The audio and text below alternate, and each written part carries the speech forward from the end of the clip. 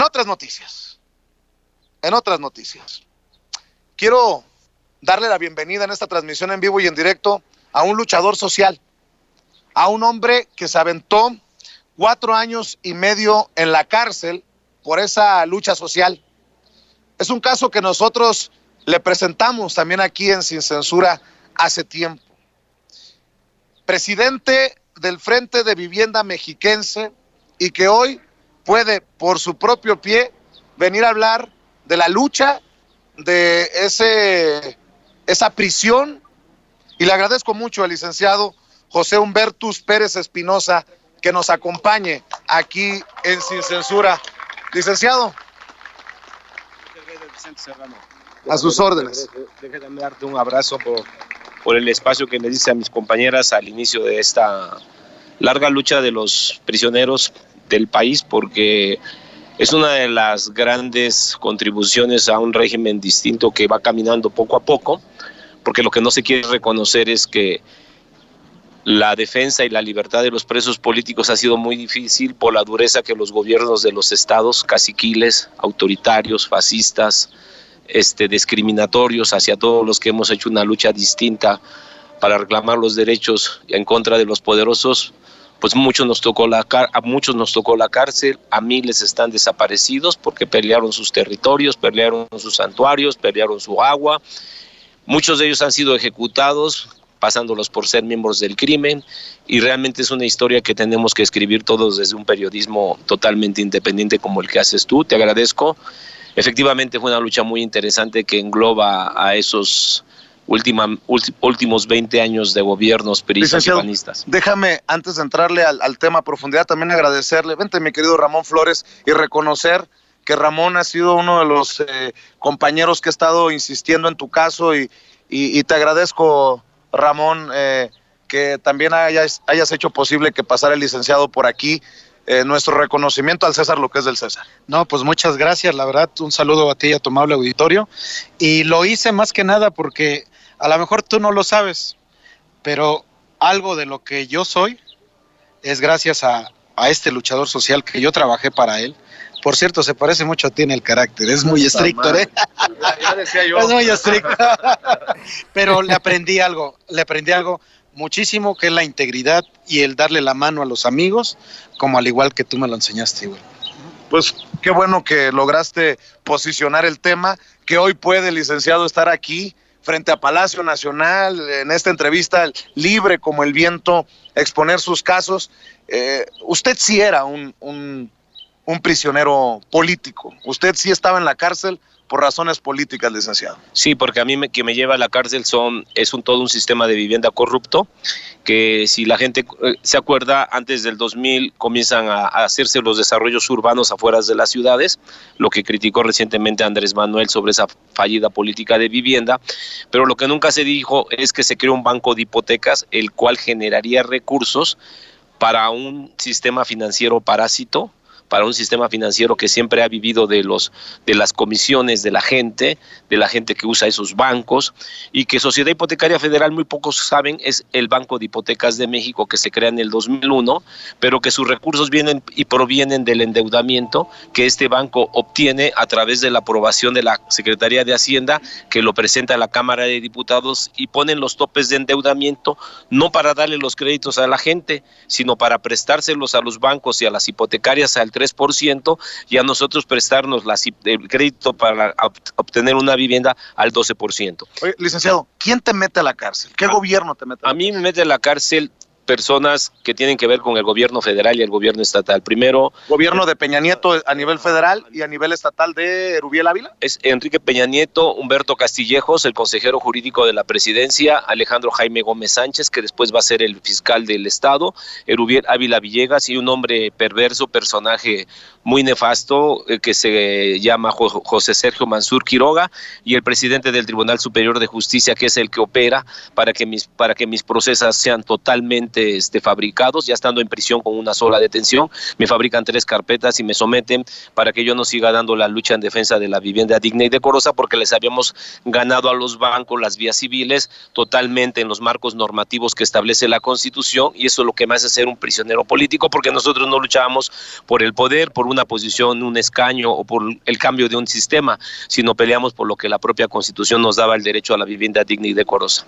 ¿Está cumpliendo con que tú estés aquí afuera, un preso político menos, el gobierno de Andrés Manuel López Obrador, de darle libertad a esos presos políticos que, así como tú, licenciado, están por todo México? Sí, yo le agradezco a Andrés Manuel López Obrador que esa política se haya concluido. En mi caso soy el 47 preso político con muchas resistencias por los intereses de las constructoras y las inmobiliarias. Obviamente el recurso de las inmobiliarias y la política fue una política de estado de corrupción que inicia Vicente Fox, continúa Calderón y concluye Enrique Peña Nieto. Sí, la verdad ha sido difícil porque me he encontrado que muchos gobernadores con otros compañeros que están presos no hay sensibilidad, y porque la ley de amnistía es una ley que para mí es primicia, pero que se tiene que reconocer que sacar a 47 presos políticos en tan solo un año nunca había pasado en la historia política contemporánea de este país. Recuerdo que tú le planteaste al presidente en una mañanera, ¿fue? ¿Que le planteaste el caso del licenciado? Sí, lo que pasa es que el licenciado Andrés Manuel López Obrador, bueno, el presidente de la República, él planteó el tema de la amnistía a los presos políticos, presos de conciencia, a las presas indígenas, que ya ves que hay muchas indígenas presas porque abortaron o porque X delito, ¿no? Entonces yo me acordé del licenciado José Humberto Pérez Espinosa y nadie, misteriosamente, pues nadie se acordaba de él, y yo en la mañanera le dije al presidente: señor presidente, hay un gran luchador social en el Estado de México, preso en el penal de Chiconautla, que es el licenciado José Humberto Pérez Espinosa, aparte es catedrático del Politécnico Nacional, o sea, la verdad es una eminencia, y aparte no es porque seas mi paisano, es mi paisano de allá de Orizaba, y la verdad es que le dije al presidente: el licenciado José Humberto Pérez Espinosa puede entrar a este programa de amnistía, y a partir de ese momento que le dimos a conocer el caso, luego Alejandro Encina se puso en contacto con tu esposa y la secretaria Olga Sánchez Cordero de Gobernación, empezaron a dar agilidad, pero la verdad es que había una resistencia enorme de las constructoras. Y eso es lo que quiero que hablemos. Tú eres muy propio, licenciado. Él no es tan mal hablado como yo, pero yo he sostenido que en el Estado de México hay perdón señoras, un mierdero que han protegido priistas tras priistas, porque aquí es priista el culpable o priista el culpable, porque no ha habido alternancia.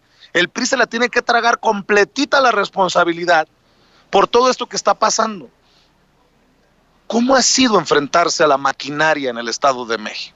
Es muy difícil porque yo tuve que enfrentar el gobierno de Peña Nieto para sus aspiraciones presidenciales y después la herencia que le deja a Erubiel Ávila, en 2 momentos muy duros de la represión política, que es Atenco, que fue brutalmente la agresión hacia el caso Texcoco, y enfrentarme a la herencia con Erubiel, porque Erubiel no deja de dar la continuidad a los intereses del grupo del Estado de México, y todo lo que fuera la oposición a Enrique Peña Nieto, perseguirla y encarcelarla, porque no fui el único caso, fue el caso de los compañeros de Salazar y de Tlanisco, que venían también defendiendo el derecho de la tierra y del agua. Fíjate nada más, ¿para qué también sirven estos diálogos abiertos, sin censura?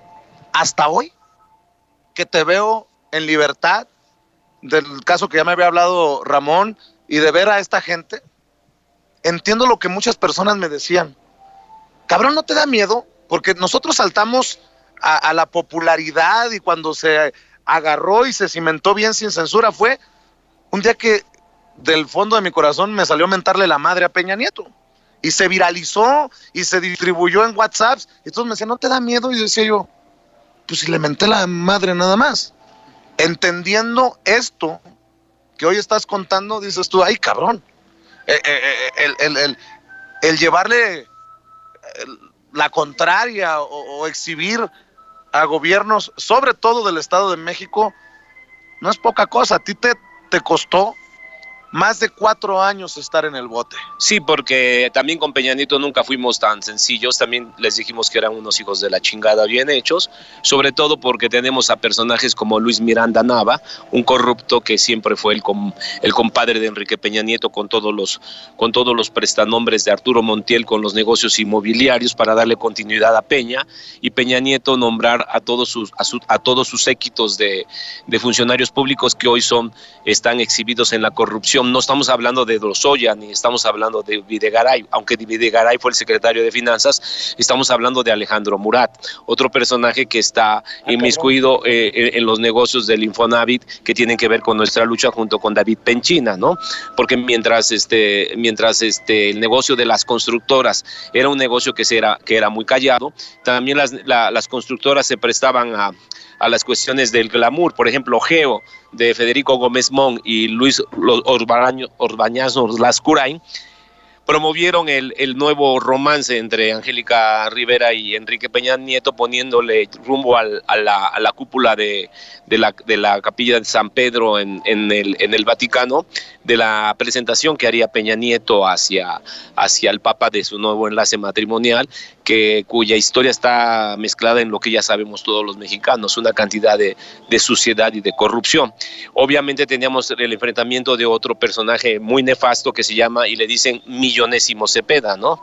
O sea, también la iglesia metida ahí. Millonésimo Cepeda, el creador de todo el fraude en construir las viviendas Las Américas, como bien dice Andrés Manuel el 23 de febrero del 2020, que se construyeron viviendas en alto riesgo, en donde se construyó en una fábrica de Soso Texcoco, que las casas se han venido deteriorando, lo mismo que las casas de Urbi, donde nos enfrentamos a otro siniestro personaje de horca y cuchillo llamado Aarón Urbina Bedoya, un cacique que para llegar a lo que es entre sus propios familiares, él tuvo que matar a un hermano o a un familiar cercano para quedarse con el terreno de la nopalera, y que nuestro movimiento no iba a permitir que llegaran invasores, como lo que bien dice Santiago Nieto en su libro de Ni filias ni fobias, del famoso turismo electoral que ahorita hablábamos que con Lorenzo Córdoba, ¿por qué no ha sancionado y por qué no sancionaba los papeles de Antorcha Campesina? Porque sabían que eran los mecanismos de filiación corporativa. Estaba escuchando el programa y me parece interesante porque todo se da en un contexto de corrupción clientelar. Ellos aprovechaban que las casas, ante el fracaso de que la gente no quisiera pagar, sino que las casas eran de mala calidad, habían sido sobrevaluadas, les habían robado a los trabajadores el fondo de sus aportaciones del Infonavit o Foviste para pagar casas que no eran de su valor. Las constructoras hicieron millonarias para financiar campañas políticas. Josefina Vázquez Mota fue una de las proveedoras de todas las pinturas a través de Comex, porque el padre es uno de los concesionarios mayoritarios de la franquicia de Comex, ¿no? Yo por eso ahora yo ya no pinto mi raya, ¿no? Ahora ni uso Comex porque creo que quedamos hartados todos los que tenemos el problema inmobiliario. Licenciado, a ver, aguántame para preguntar. A ver, antes tú, mi querido Ramón. Sí, yo lo que te quiero dar a conocer al público es que los últimos 6 meses, ¿sabes qué le hizo el pinche gobierno del Estado de México en el penal de Chiconauta a un catedrático? Lo mandó a un penal psiquiátrico para reventarlo todavía más, porque sabían que ya iba a salir, y los últimos 6 meses lo mandaron a un penal psiquiátrico. Y a mí me hablaba cada semana, yo siempre recibí las llamadas porque él no tenía con quién hablar, porque si hablaba con su esposa, la estaban rastreando, si hablaba con su hijo. A ver si entendí bien. De estar en el bote, en una celda, te mandan a una reclusión psiquiátrica. Yo sube muy grave de una operación de pancreatitis, y la única opción que me podrían dar para poder no regresar a Chiconauta, porque es un penal que no tiene las condiciones mínimas de salud, me mandan a un penal psicosocial donde el 80% de mis compañeros son psiquiátricos. Lamento mucho ver el estado que guardan los jóvenes que no deberían de estar en un penal psiquiátrico porque han sido consumidos por el deterioro de la cocaína, de la piedra, de lo que es el problema de las drogas. Estuve conviviendo cada mes con 2 psiquiátricos esquizofrénicos que después, ya en su proceso de rehabilitación por la crisis que tenían, me contaban cómo había sido sus vidas, las vidas del sufrimiento, que no está mal lo que dice Andrés Manuel, la vida de cualquier enfermo psiquiátrico o de cualquier persona que tiene una conducta antisocial nace de sus orígenes de pobreza, ¿no? Déjame preguntarte, licenciado, ¿qué se pierde y qué se gana con estos 4 años y cacho en reclusión de ser prisionero político? Porque me imagino, a pesar de lo alucinante que pueda resultar el concepto, que hay cosas que ganas y que sales con una diferente visión, a pesar de que muchos diríamos que chinga le pusieron por hacerle perder más de 4 años de su vida. Háblame de ti antes y hoy. Bueno, antes era una parte muy importante porque la Fiscalía tiene 10 años ya con una averiguación que no la quisieron consignar, y presenté mi oposición a los concursos mercantiles que Luis Videgaray quiso darle a Omex, a Urbillageo, para salvarlas de una crisis de 360,000 millones de pesos, y que no íbamos a permitir más rescates, y que después la Auditoría Superior de la Federación, que tengo acreditado todas esas pruebas para poder llevar a la cárcel a las constructoras y Sofoles, a punto de concluir esa etapa me llevan a prisión, y llegando a prisión me doy cuenta que hay una gran población inocente en la cárcel, y entonces, como nosotros nos ha gustado, como dice el buen Rafita, el de Sonora, que nos ha gustado el mitote, pues nos metemos a mitotear ahí, ¿no? Y nos damos cuenta que hay muchos inocentes y formamos un movimiento que se llama Presunción de Inocencia y Derechos Humanos, y lo que voy a ganar es el hecho de poder observar otro fenómeno, que si mi problema era el de la vivienda, ahora me meto al problema del fracaso del sistema de justicia penal acusatorio, un sistema de justicia penal acusatorio que ha sido un engaño, no por la actual administración, sino por los más de 86,000 millones de pesos que se embolsaron gobernadores para campañas, así como el Fondo de Aportaciones a la Infraestructura Social, el FAIS, sirvió para la estafa maestra a las universidades con el caso Robles.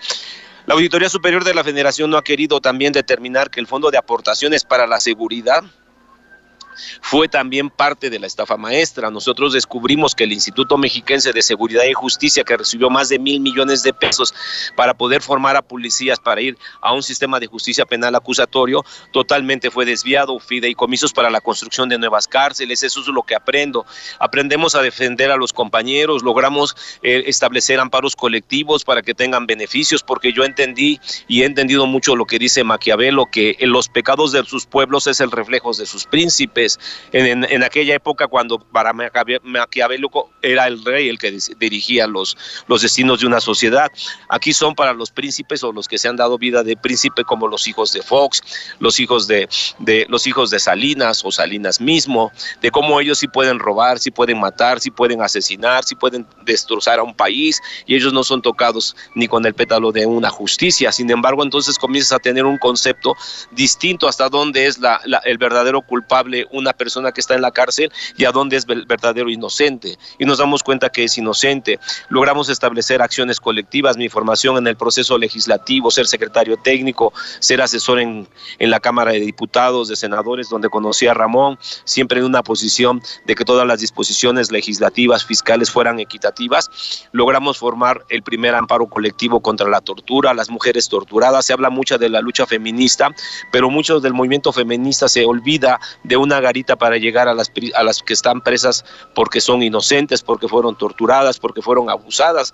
La mujer en una prisión es olvidada. Logramos formar un grupo en el Frente Presunción de Inocencia, ese primer movimiento que desde la cárcel comienza a defender a la gente a partir del sistema de justicia penal acusatorio, y nos damos cuenta que los policías, peritos y ministerios públicos, donde debe estructurarse una política criminal, no se instaló, se desvió toda esta cantidad de dinero, y sin embargo, en lugar de someterme, en lugar de quererme acallar, hacemos el movimiento y comenzamos a escribir. Estoy por terminar un libro que se va a llamar La defensa del sistema de justicia penal acusatorio, una visión de las y los internos del penal de Chiconautla, en el sentido de que desde mi punto de vista, a Andrés Manuel López Obrador le han faltado intelectuales orgánicos, intelectuales que salgan en la defensa.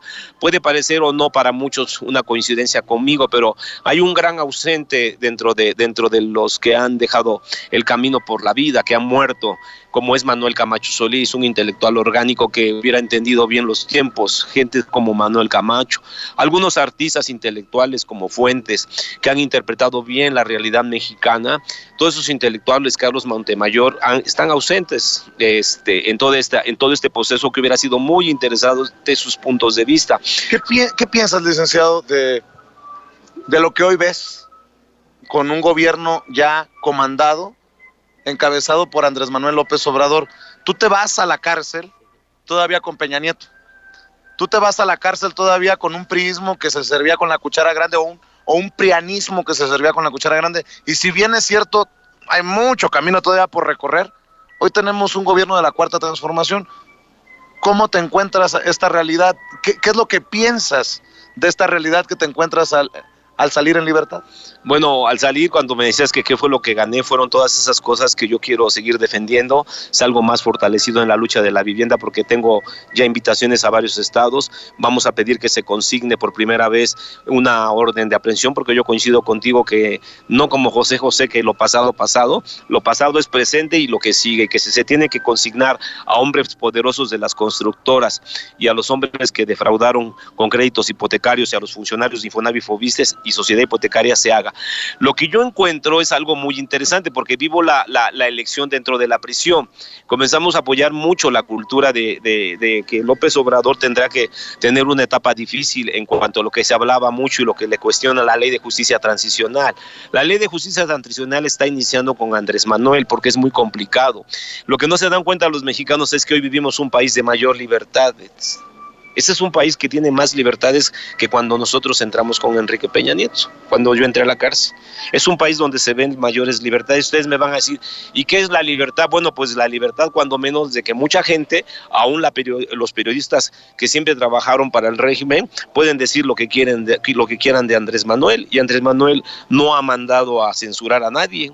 Segundo, veo un país en donde las condiciones del cambio estructural va a tardar, pero se ve en las condiciones de la necesidad de distribuir mejor el ingreso, de que comienza a dar los primeros pasos para una política que no puede hacerse una reforma fiscal si no sabemos cómo están pagando, cómo se está haciendo la política de recaudación y cómo se falsificaban las grandes cantidades de facturas para poder tener una evasión fiscal. ¿Cómo podemos nosotros no ver un cambio distinto si yo sí creo que va a llegar a la cárcel un presidente de la República? Yo sí creo que la ley anticorrupción o todo el proceso de corrupción va a llegar a un mar más profundo y en las condiciones del tiempo que para esto requiere. Yo sí creo en que ha sido una política muy, muy mal entendida en términos de toda esta campaña de desprestigio, porque conozco lo que va a ser el corredor del Tren Maya, y ahí hay mucha oposición ideológica, mucha oposición, porque si tú ves el mapa ecológico que le entregan al nuevo secretario de Medio Ambiente, es un mapa destruido por los esquemas de las infraestructuras productivas en energía eléctrica y energía petrolera. Soy el precursor de los PIDIREGAS, de los proyectos de impacto diferido con registro al gasto, porque Pemex y Comisión Federal pudieron haber hecho el proyecto de las energías nuevas sin necesidad de haber ido a vender la energía eléctrica a los españoles, como el caso de Juan Camilo Muriño, el caso de Felipe Calderón, el caso de Unión Fenosa, el caso de Trasantla Eléctrica de Francia. Eso me llevó a conocer a María de la Luz Mijangos, a la doctora fiscal anticorrupción, y no por hacerme mi promoción, pero calificó uno de mis trabajos como uno de los más acertados, porque sí se consideraba inconstitucional utilizar el gasto público para destruir al país. Entonces vemos una transición en donde dice el presidente, nosotros le dijimos no al Franqui. ¿Qué es eso? Al proceso de destruir las capas geológicas para obtener el gas. Vemos como el problema de la limitación para seguir afectando ecológicamente al país es complicado, y se tienen que hacer los megaproyectos, porque finalmente también en el sistema neoliberal se hicieron muchos megaproyectos que ocasionaron grandes efectos al medio ambiente, pero los proyectos que plantea Andrés Manuel son necesarios para establecer un desarrollo, si no el país va a tener otro efecto. Que nos digan los neoliberales, porque fíjate, Luis Videgaray y los secretarios dicen, los priistas le entregan 600,000 millones de pesos de deuda del 2000 a Fox. Fox entrega, junto con Calderón, la cantidad de 5,600,000 millones de pesos de deuda. Es decir, los panistas entregaron 5 billones de endeudamientos, y Peña Nieto en 6 años lleva el endeudamiento a 10 billones de pesos mexicanos. Sin embargo, en este año se pagó 1,700,000 millones de pesos, de los cuales Sociedad Hipotecaria Federal tiene que endeudarse a nivel mundial, a nivel mercado nacional o con el Banco Mundial o con el Banco Interamericano, que es el tema que tiene que ver, voy y regreso, porque Sociedad Hipotecaria lo que hace es prestarle a los bancos, que los bancos no invierten de sus ahorradores, a las SOFOLES que no son bancos, porque tú no ves un cajero de su casita ni de patrimonio, les presta al 3% para que nosotros nos presten al 12% y compran las Negocio redondo. y compran las casas en lotes sobrevaluadas. Las constructoras van a la Bolsa Mexicana de Valores, al índice Habitat, y obviamente los que van a cotizar compran esos grandes lotes de vivienda, se reflejan en grandes acciones en la bolsa, tienen su bonanza, ganan las constructoras con casas sobrevaluadas, falseando porque son de mala calidad, pero también cotizan en la bolsa los intermediarios financieros que van y venden sus acciones o su financiamiento a través del mercado bursátil. Y entonces eso es una gran cloaca que nosotros vemos, que tanto el endeudamiento para el petróleo como el endeudamiento para la Comisión Federal de Electricidad, hay un tema que no se ha querido descubrir, y me gustaría platicar con el doctor Arturo Herrera, el secretario de Hacienda, porque él le pidió la necesidad para poder sacar al país, que es otra cosa que no se quiere reconocer, de cómo el secretario tiene que sacar este compromiso de pagar 1.700.000 millones de pesos de puros intereses del endeudamiento de Pemex, Comisión Federal, Sociedad Hipotecaria, Bancomex, Banco del Comercio Exterior, Banobras, Nafinsa. ¿Qué quiere decir? Que los bancos de desarrollo, en lugar de endeudarse para poder apoyar las obras de urbanización a la pequeña y mediana industria, se ha endeudado para darle a los bancos y que los bancos le presten a la industria, le presten al desarrollo urbano, le presten a nosotros como vivienda, para adquirientes de vivienda. Claro. Esa bolsa, si Andrés Manuel lo hubiera tocado, hubiera comenzado a desestabilizarse el mercado, como un mecanismo de querer defraudar a su gobierno y hacerle agua. O sea, Andrés Manuel está en un mar de tiburones. Nada más date cuenta que cuando Monreal hace la propuesta, y todo eso yo lo veía desde el penal, pero para poder enterarme en el penal tuvimos que hacer un movimiento, porque ahí no pasaba una hoja, no pasaba un periódico, y entonces le dijimos a Erubiel: podrás tenernos en la cárcel, pero algo sí te vamos a decir: no vas a ser el presidente porque quería ser el presidente. Esperemos que sea el presidente, pero de los internos de Almoloya o del Puente Grande, porque para eso estamos luchando. ¿Qué pasó? ¿No le quite el puesto a Peña Nieto, que va volando para allá? Bueno, pues allá tendrá que haber una elección entre ellos, que no creo que sea democrática. Bueno, entonces vamos entonces viendo las reformas, por lo que me dices, y entonces vamos nosotros creando esa expectativa. Vemos, aquí traigo el plan financiero del señor secretario, pero ¿qué pasó cuando Monreal? ¿Por qué no se dice? Cuando Monreal tocó nada más una iniciativa para tocar las comisiones, luego desestabilizaron el mercado. ¿Por qué no nos dice Standard & Poor's, Moody's o Fisher que las SOFOLES como patrimonio, su casita, habían caído ya en incapacidad de seguir recibiendo créditos? ¿Qué hizo Barack Obama en la transición con George Bush? Tuvieron que salvar 10,000 juicios de desahucios diarios que se estaban dando en Estados Unidos por la crisis subprime. ¿Te acuerdas de la crisis subprime? Sí, entonces déjame preguntarte, ¿en dónde está la lucha la lucha de estas personas, tu lucha de hace años? ¿En dónde estamos parados? ¿Avanzado? ¿Siguen atorados? ¿Dónde está? Te voy a decir qué fue lo que pasó. Mientras Obama salvaron 10,000 hipotecas diarias que se iban ahí a desalojar a la gente, Zapatero dio el 50% a los deudores y a los que compraban las hipotecas, que se llamó hipoteca maligna. En Estados Unidos se llamó hipoteca basura. Aquí se denominó, porque el Estado no quiso investigar esos fraudes, porque ese es el problema que traemos, le llamamos el megafraude hipotecario inmobiliario. Y mientras había un debate en Estados Unidos porque se tenía que desalojar 10,000 personas en la calle, por el otro lado había suicidios en España, que la gente se suicidó en los créditos hipotecarios. Nosotros dejamos de dejarle de pagar a los bancos más de 1.500 millones de pesos. Esos son los resultados.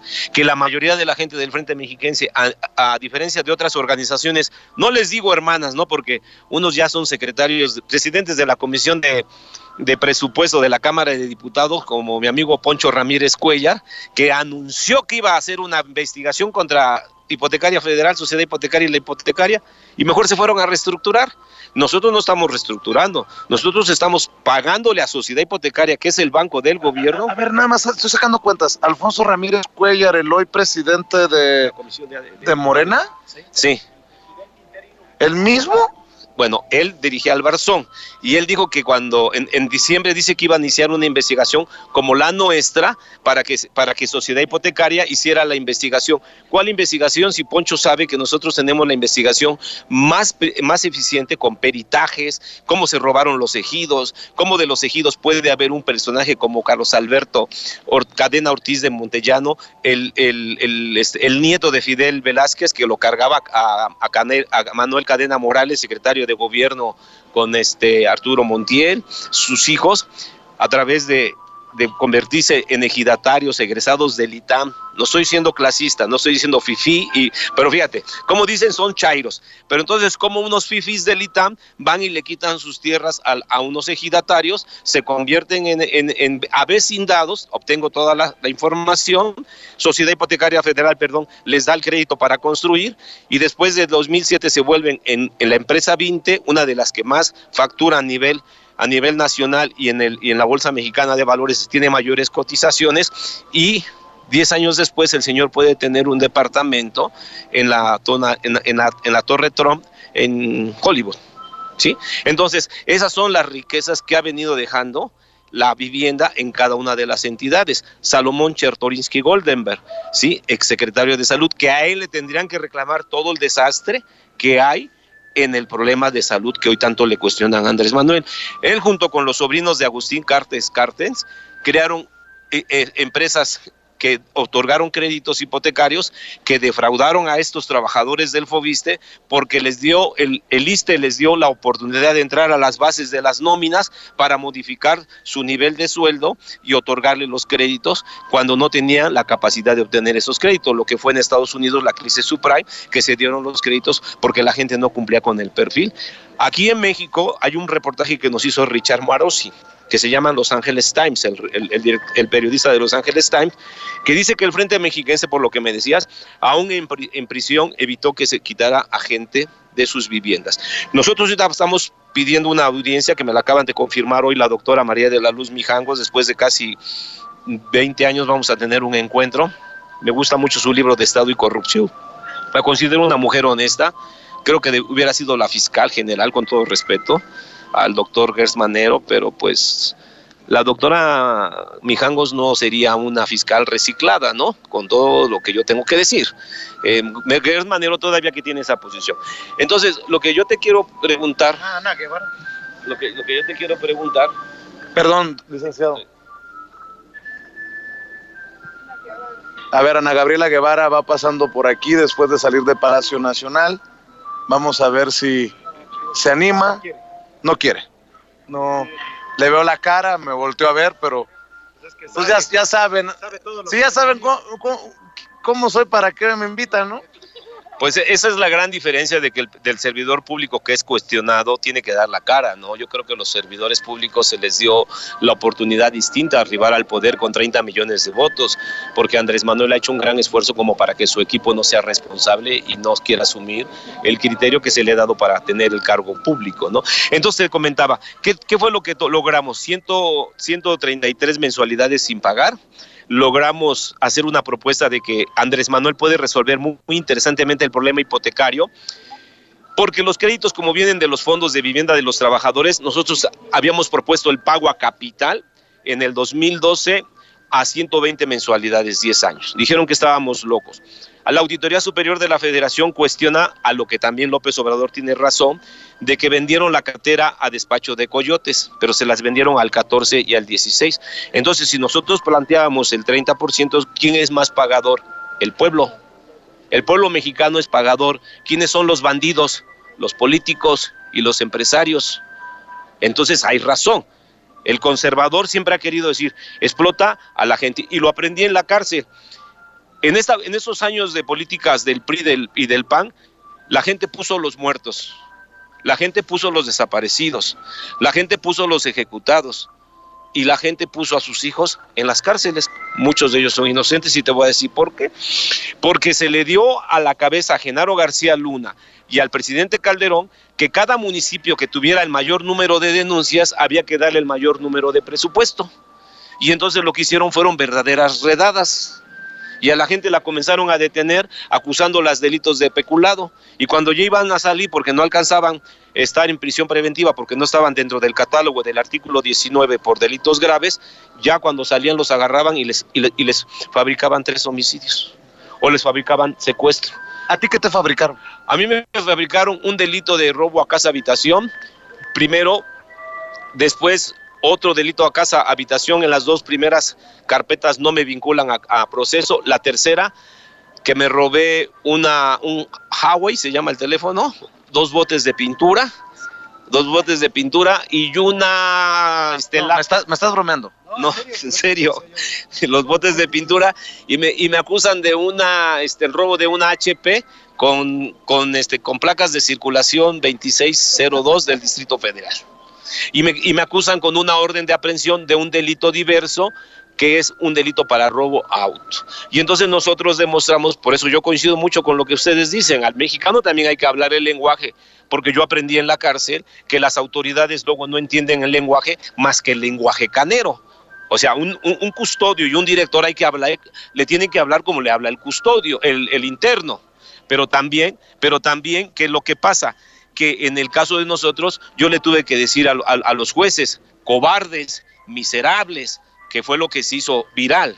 Y le decía, ustedes son unos corruptos, ustedes torturan, porque a mí me tocó ver cómo llegaban torturados los jóvenes, porque al darle a un municipio mayor presupuesto, por el simple hecho que tenga mayores denuncias, lo que generaron fueron robos a Oxxo, robos a 7-Eleven, robos a Coppel, y entonces resulta que los penales comenzaron a tener el 80% de los internos por delitos de robo, que pudieron haber tenido la sustitución de una medida cautelar para que el 80% de las personas estuvieran en libertad, como es el sistema americano, porque nosotros decidimos ir a un sistema adversarial oral.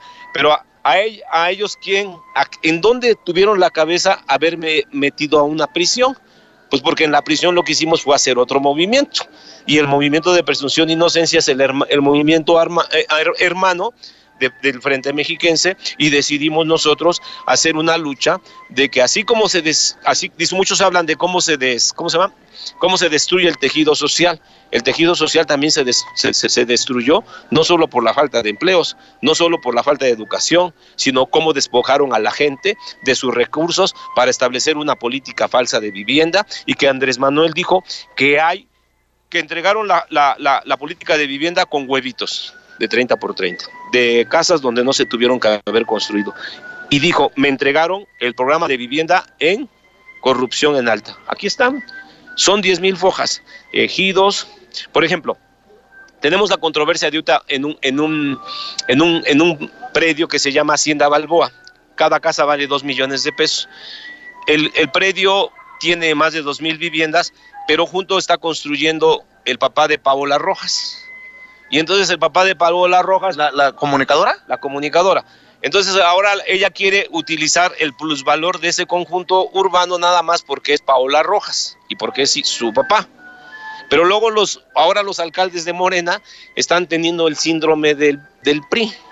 Ahora los alcaldes de Morena, de Cuautitlán y de Tecama, como hay un gran plusvalor, como que ya se olvidaron que su color es el guinda. Porque ese color de guinda es el color del Frente Mexiquense antes de que Morena, no lo estamos peleando colores ni derechos de autoría, ¿va? Pero nos molesta mucho cómo ahora que los gobiernos de Morena, emanados de la voluntad popular y de la lucha, son los que tendrían que exigirle a los constructores que terminaran de construir los conjuntos que están todavía que no se cumplieron, y si no se han cumplido tendrían que ejecutar las garantías. A los constructores les devolvieron las garantías del 100%. ¿Qué quiere decir? Que si ellos se comprometían a la infraestructura hidráulica y eléctrica en un periodo de 1 año, y si no la construían, el Estado agarraba y ejecutaba la garantía. ¿Y quién terminaba de construir eso? El Estado. Erubiel se las devolvió, Peña Nieto se las devolvió, y se las devolvió a Urbi, a Cuauhtémoc Pérez Román, a Nezahualcóyotl Pérez Román, los hombres poderosos de Urbi. Geo Federico Gómez Mon, hermano de Fernando Gómez Mon, o sea, la crema innata de los panistas. Tenemos a los hermanos Gerardo y Estaquio de Nicolás, que defraudaron a la bolsa en Nueva York, simulando la construcción de 100,000 viviendas en Guanajuato. Que dicen que en Guanajuato se vive muy bien. Bueno, las viviendas nunca se construyeron y la cotización de la bolsa se dio. Toda esa investigación la tapó los procuradores del PAN, Marisela Morales. Ustedes nunca han visto a Marisela Morales en la historia de su pasado oscuro en la Procuraduría General de la República. Sí, claro. Sí conocen quién fue Vega Memije, el que desafora a López Obrador como Ministerio Público. ¿Y quién era la chavita que iba ahí con su foldercito ahí? Marisela Morales. Y después se convierte en procuradora. Hoy sigue, creo, como embajadora, o ya no. Estaba en el servicio exterior. Estaba en el servicio exterior. En Italia, por allá, ¿no? Y eso es lo que tendría que hacer Marcelo, hacer la limpieza de todo ese tipo de gente que tanto daño le hicieron, porque ellos son responsables del conflicto que tenemos. A mí quien me detiene y quien opera todas mis fabricaciones de carpeta es Alejandro Jaime Gómez Sánchez, el fallido ministro de la Corte que pierde, porque la posición de Peña Nieto era tener a Eduardo Medina Mora y después al chavito de Eduardo Medina Mora, que es Alejandro Jaime Gómez Sánchez, un personaje que tiene que ver en la escandalosa ejecución de Tlatlaya, donde murió una niña de 14 años, que la madre la vio en vida, que después de que a la señora la sacan por un supuesto conflicto entre grupos armados con la Marina o el Ejército, y después, un mes después, a su hija la ve muerta, con la fabricación del escenario donde pusieron armas y en donde murieron gente que no sabemos, que si después de que tú entras a la cárcel, no sabes si verdaderamente serán responsables o no, porque cuando tú entras a un penal en México, lo primero que ya tienes duda es realmente que si tu compañero que está junto mató, violó, asesinó o se le acusa del delito de lo que se le acusa. Es cuando nosotros hacemos la revisión de las carpetas y encontramos los falsos culpables y se comienzan a hacer los foros del falso culpable. Encontramos ahí el caso Wallace con Guadalupe Lizárraga, encontramos el caso de Brenda Quevedo, encontramos el caso de Vallarta y comenzamos a darle voz a los prisioneros, a los falsos culpables, porque es muy difícil estar en una cárcel. Eso fue lo que yo obtuve, esa conciencia distinta. Pero también perdí mucho, ¿no? Porque, bueno, muchos dicen que sigo sacando esto, pero algo que me conmovió mucho tuyo es que esos sentimientos que luego los guardamos en una coraza, pues no podemos dejarlos de manifestar. Y estamos sentimentales porque precisamente yo, cuando tengo un permiso humanitario para ir a enterrar a mi madre, el gobernador Erubiel, Peña Nieto y todos dicen no hay permiso para que vaya a enterrar a su mamá, no obstante que la ley nacional de ejecución penal permite la figura del permiso humanitario. Va un custodio que me llevaba bien con él y dice, pues mira, nada más, en la cárcel dice, se quiere decir, te voy a decir qué quiere decir esto, se la están curando, o sea, se están burlando de ti, no te van a dejar, y a las 6 de la mañana me dicen que no puedo ir a enterrar a mi madre, ¿no? Yo creo que fue muy dura la parte en la que vivo o la que vivimos los que tenemos un problema de prisioneros de conciencia. Sin embargo, el haber tenido ese estatus a mucha gente le molestó. Yo sé que mucha gente no está conforme. Muchos medios también pedimos hablar con Patricia Dávila, que maneja La Fuente, con Gerardo Villamil, con Carlos Acosta, que era el experto en procesos sobre sistema financiero y sistema bancario. Sí tuvimos mucho apoyo de los medios independientes y de las redes en el Estado de México, un periodismo valiente para enfrentarse a una dictadura que no quiere morir y un grupo que es difícil enfrentarlo desde la perspectiva, porque a mí todavía me llevan detenido, pero mi hijo tenía mi ubicación GPS y me llevan al desierto de Los Leones, donde me practican 3 veces la tortura por asfixia, y a mí, en lugar de meterme por el pasaje Toyocan para irme por el circuito mexiquense, me llevan al desierto de Los Leones, que son las pruebas que yo he querido acreditar. Estamos pidiendo una entrevista con la señora Piedra Ibarra para poderle acreditar en la Comisión Nacional de Derechos Humanos. Porque nunca quisieron investigar la queja que presenté con Luis Raúl González Pérez, pero él se enojó porque yo le dije que él era el chavito de Carpizo, que él era el falso fiscal del caso Colosio, y que pues nosotros no creíamos que él cumpliera 2 resoluciones de la Comisión Nacional de los Derechos Humanos que acreditan el fraude, que son esas 2 resoluciones que se tienen que convertir en recomendaciones para la reparación del daño. Una va dirigida a Alberto Cano Vélez, director de Sociedad Hipotecaria Federal, que después de que ganamos le dice la comisión que tiene que haber mejores regulaciones a los avalúos, y después de que me meten a la cárcel, las evaluaciones que hicieron para las casas y los créditos de Infonavit, Fobis y Sociedad Hipotecaria, las empresas evaluadoras eran empresas amigas de él. Fueron las empresas que él creó después de que estuve yo en la cárcel, ya detenido. Y estaba dirigida a la Procuraduría para que se ejercite la acción penal. Esa es una investigación. Dígame. Esa es una investigación que hacemos porque cuando tú estás en el Senado te tienes diferentes perspectivas. Es la protocolización de una asamblea de ejidatarios en donde aparecen como avecindados los que te decía Carlos Alberto. Un fifí se vuelve avecindado, ¿no? O sea, le gusta como nos discriminan Carlos Alberto Cadena Ortiz de Montellano, María Eugenia Cadena Ortiz de Montellano, Manuel Cadena Ortiz de Montellano, hijos de Manuel Cadena Morales, copia certificada. Esa es toda la asamblea de ejidatarios que logramos. Toda esta investigación está hecha así, está hecha para que se vayan a la cárcel, porque nosotros no, ya murió José José, pero ya lo pasado, no. Ya lo pasado es licenciado, ¿por qué no te propongo que las cámaras y los micrófonos estén al pendiente de la lucha, de todo esto que estás haciendo ya en libertad, y con mucho gusto lo vamos segmentando en las luchas de la vivienda, en las luchas por justicia, los falsos culpables, para que se le dé seguimiento puntual? Terminaría. ¿Cómo la política de lo que dice Andrés Manuel es cierto? ¿Cómo unas personas que tienen dinero pueden ir a despojar de ejidos a unos campesinos para después convertirse en grandes empresarios constructores y poder tener en la Torre Trump una propiedad? Es más, nada más, es lo que te iba a decir, nada más para que quede claro, esta investigación sobre ex colaborador de Rubira Ávila, dueño del lujoso apartamento en la Torre Trump allá en Estados Unidos, la investigación la escribió, la realizó Julio C. Roa, reportero independiente, colaborador de Sin Censura, a quien le mandamos un saludo y siempre nuestra admiración y nuestro reconocimiento. Es más, te propongo una cosa, licenciado.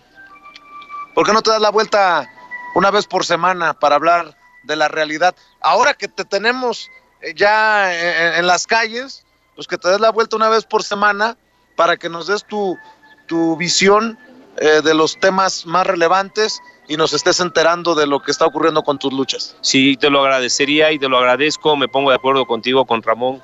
Un agradecimiento al productor, porque a Gunther estuvo pendiente, pero no, en esa cárcel, como era de alta seguridad, tenía una hora de sol, no daban entrada. Y te quiero decir nada más que con gusto lo hago.